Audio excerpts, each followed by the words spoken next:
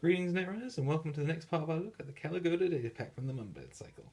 Today we'll be looking at the corp cards and getting started with Haspiroid and one of their new agendas, Advanced Concept Hopper. This costs 4 to score and has 2 agenda points. Agenda research: the first time the runner initiates a run each turn, you may draw 1 card or gain 1 credit.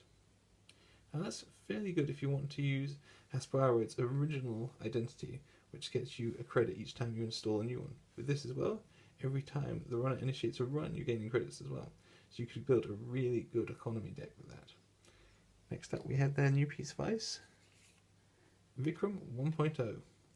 Cost of 6 and strength 5. The runner may spend clicks as usual for any Bioroid ice to break any subroutine on Vikram 1.0. As the first subroutine, the runner cannot use programs for the remainder of this run. So if the runner does not break that subroutine, then suddenly they are not able to break any of the others, because all icebreakers are programs. As next one is Trace 4 if successful do 1 brain damage, and Trace 4 if successful do 1 brain damage. So if the runner encounters this, doesn't have a way to break it, then they're looking at potentially spending a lot of credits or taking 2 brain damage, so that's a pretty strong card there. And a cost of 6 isn't too expensive. Next we move on to Jinteki and we have Heritage Committee. It's one of the new Alliance cards. Cost of 1 has Operation Alliance. This card costs 0 influence if you have 6 or more non-Alliance Jinteki cards in your deck. Draw 3 cards, add 1 card from HQ to the top of R&D.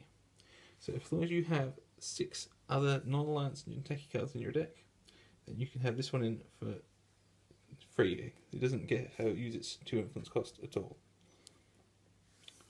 Having to be able to draw 3 cards in, just put the next one on the top of HQ can be very handy, especially if you want to position a snare. Next up we have the Mumbad City Grid Upgrade Region, cost of 3. Whenever the runner passes a piece of ice protecting this server, you may swap that ice with another piece of ice protecting the server, as a 3 trash cost. Now let's think about that for a minute. That is huge. Say you have a runner making a run on one of your servers, and they're just going to put it past your Tsurugi. Then, with this upgrade, you could then swap the next piece of ice that might not be as strong for that Tsurugi again, so they have to encounter it again. So, it says whenever the runner passes a piece of ice protecting the server, you may swap that ice with another piece of ice. So that doesn't just mean once, you can keep doing that. So if you've got 3, or maybe 4 pieces of ice protecting a server, you can keep making them encounter the same one again and again. Next up we have the MVN cards. Kala Ghoda Real TV, cost of 0 and asset cast. Trash cost of 4, and whenever your turn begins you may look at the top card of the runner's stack. And then for the trash, the runner's trash is the top card of his or her stack. So that can be a good way of making sure the runner doesn't get their economy, or the cards they need to break your ice. Every turn you're looking at the top of their stack and then trashing that card if you don't like it. There are some ways for the runners to get those cards back from their heap, but this is a good way to make sure that the ones that can't will not be getting the cards they need. Next we have their new piece of ice, Interrupt 0. Cost 2, strength 4, it's a code gate, and has first subroutine. For the remainder of this run, the runner must pay 1 as an additional cost each time he or she uses an icebreaker to break at least 1 subroutine, and then the same again. So the runner is either going to have to waste resources interacting with this ice to break those subroutines, or for every piece of ice after this one, they'll be paying 2 more. 1 for each of the subroutines. So it's a way to really drain the runner's resources. Next up we have Wayland Corp. Dedication Ceremony. Cost of 1, Operation. Place 3 advancements tokens on a face-up card. You cannot score that card until your next turn begins. Now, you might think that's not too handy with agendas, because if you have to wait a turn, the runner's going to go after it. But think about it. Place 3 advancement tokens on a face-up card. There are plenty of pieces of ice with advancements, and suddenly being able to up the strength 1 by 3 is pretty huge. You can suddenly boost any piece of ice you want. You think you're going to place a piece, you're going to place an agenda down next turn? Or why not boost the ice that you're going to be using to protect it?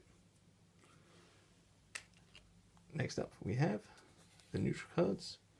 Asset Alliance Facility, Mumbad Temple. Cost of 1. This card costs 0 influence if you have 15 or fewer ice in your deck.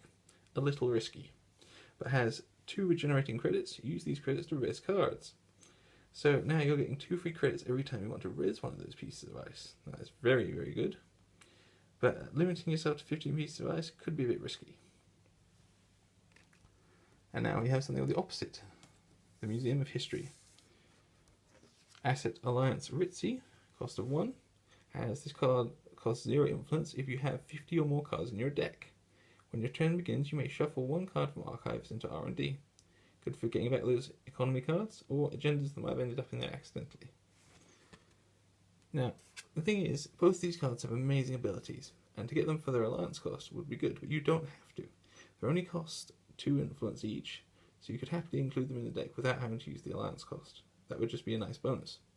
And with the things like, when your turn begins, you may shuffle cards from archives into R&D to get your economy back, I think this will be seeing a lot of play in deck, even without the alliance ability. Alright, that's everything for this data pack next Netrunners. We'll see you next time with the next pack coming up in the Mumbad cycle. Remember to like and subscribe, and hopefully we'll be doing some games with these cards soon. Bye!